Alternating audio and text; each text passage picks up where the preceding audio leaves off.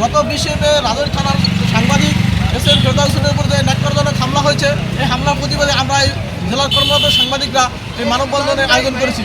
এবং এই মানববন্ধন থেকে একটি কথা আমরা বলতে চাই, রাজৌরি থানার বর্তমান ভারপ্রাপ্ত কর্মকর্তা মাসুদ হোসেন খান এই ঘটনার সাথে জড়িত।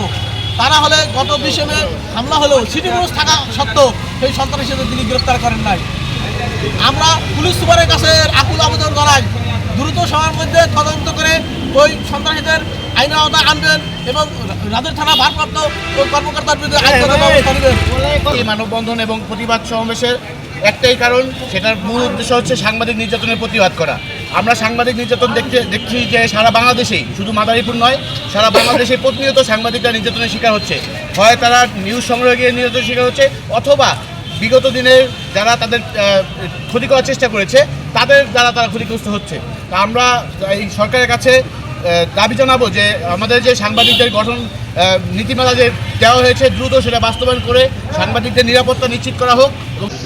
20 তারিখে রাজৌরে সাংবাদিক ইউনিয়নের সহসভাপতি এসএম ফেরদাউসের উপরে যে সন্ত্রাসী হামলা হয়েছে, সেই হামলার প্রতিবাদে আজকে আমরা মাদারীপুর জেলা প্রশাসক কার্যালয়ের সামনে মাদারীপুর জেলা কর্মরত সংবাদকর্মী অবিলম্বে এই সন্ত্রাসীদের গ্রেপ্তারের দাবি জানাচ্ছি।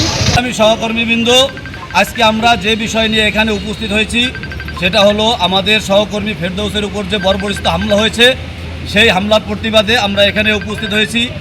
এই ঘটনার এতদিন পার হয়ে গেল এখনও পর্যন্ত সেই মূল আসামি ধরা ছোঁয়ার বাইরে। এটার পিছনে আসলে কারণটা কি? এই আসামি যে ধরা পড়তেছে না, এটার নেপথ্যের কারণ কি?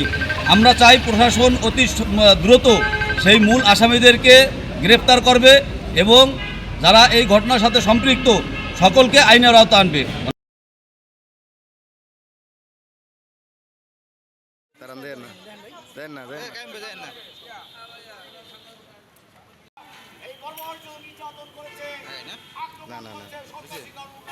সাংবাদিকের উপরে নির্যাতন হচ্ছে। নির্যাতন হলে কেন সাংবাদিক ইউনিয়নের সভাপতি আমার ভাই প্রিয় সারা বাংলাদেশে সাংবাদিক নির্যাতনের বিরুদ্ধে এবং প্রগতিশীল সাংবাদিক তাদের উপর আক্রমণ করা হয়। আমরা প্রশাসনের কাছে সাংবাদিকদের সাথে আমি একাত্মতা, যারা আজ এখানে সাংবাদিকরা মানববন্ধনে দাঁড়িয়েছে তাদের সাথে আমি একাত্মতা ঘোষণা করছি।